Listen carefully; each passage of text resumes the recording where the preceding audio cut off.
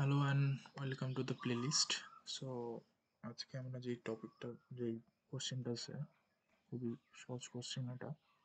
ঠিক আছে, একটা সহজ কোশ্চেনের সলিউশন আমরা কী করবো সলিউশন। ওকে, মানে বলছে যে R be a ring Z cross Z, মানে এখানে R equals to Z cross Z নেওয়া হয়েছে। ঠিক আছে, মানে ইন্টিজার সেটের cartesian product so that the linear equation এত has infinitely many solution roots in R. ওকে, তো এখন এটা কী ব্যবহার করবো? ওকে, সহজেই যে 5,0 into x plus 20,0 is equals to 0,0. তো আমাদের কম্পোনেন্ট ওয়াইজ এগোতে হবে। ঠিক আছে, ওকে, কম্পোনেন্ট ওয়াইজ এগোতে হবে।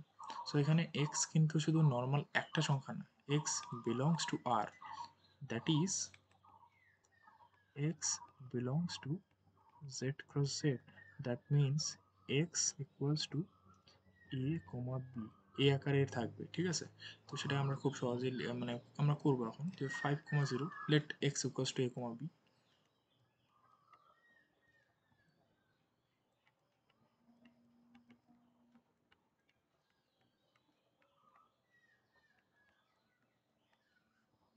তো কম্পোনেন্ট ওয়াইজ গুণ হবে, তাহলে 5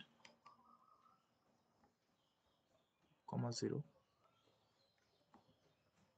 plus 20,0 is equals to 0,0. Okay, তো এখানে যদি আমরা দেখি যে 5a plus 20,0 is equals to 0,0. Okay, হয়ে গেল। তো আমাদের ট্রিভিয়াল সলিউশন কি বলাচ্ছে যে 5a plus 20 is equals to 0 implies a equals to minus 20 by 5, that is minus 4. ঠিক আছে, তো আমাদের একটা ট্রিভিয়াল যে সলিউশন বার হলো, ট্রিভিয়াল সলিউশন হচ্ছে মাইনাস 4,0। এখন এটাকে আমি ট্রিভিয়াল সলিউশন কেন বললাম? ওয়াই? কারণ লক্ষ্য করে দেখো যে এখানে যে কোশ্চেন মানে করেছি মানে সলিউশনটা যে হলো, ঠিক আছে, এখানে লক্ষ্য করে দেখো এখানে কিন্তু বির ভ্যালুর উপর কোনোভাবে এই সলিউশনটা ডিপেন্ড করছে না। ঠিক আছে, আর এখানে বির ভ্যালুর জন্য কোনোভাবে সলিউশন ডিপেন্ড, মানে সেকেন্ড কম্পোনেন্টে যাই থাকুক না কেন, কারণ এখানে তো জিরো আছে, তো ওই কারণে এটা জিরো হয়ে যাবে। তো এখানে যদি আমি -4,-4,5ও নিয়ে নিই, ঠিক আছে, -4,5ও নিয়ে নিই, তাহলে এটা কম্পোনেন্টটা কীরকম হবে? 5,0 -4,5 প্লাস 20,0। ওকে, তো এটা করি, তো এটাকে হচ্ছে -20, এটা -20 plus 20 R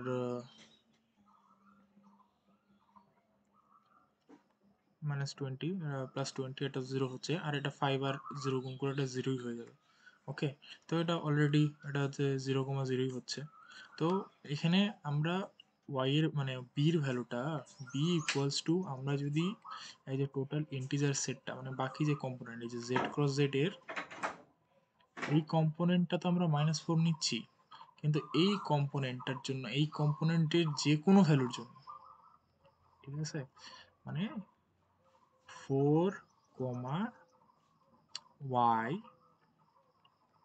is the general solution,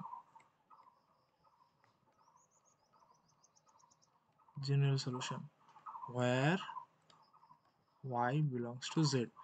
y এর যে কোনো ভ্যালুর জন্য আমাদের উপরের যে ইকুয়েশনটা আছে, আমাদের উপরের এই ইকুয়েশনটার ভ্যালু আমরা পাচ্ছি। তার মানে একটা কম্পোনেন্ট ফিক্স আছে -4, কিন্তু আরেকটা কম্পোনেন্ট আমরা যদি y ধরি such that y belongs to z, এবং z এ কত ক্লাস নাম্বার থাকে? Infinitely many. So that is, খুব সহজেই আমরা বলতে পারি, এখান থেকে খুব সহজেই দেখা যাচ্ছে যে হ্যাজ ইনফাইনাইটলি মেনি রুটস, মানে অনেক ইনফাইনাইট। তুমি এখানে 1 বসালেও হবে, 2 বসালেও হবে, 3 বসালেও হবে, -2 -4 যে কোনো বসাও, কারণ এখানকার সেকেন্ড কম্পোনেন্টটা 0।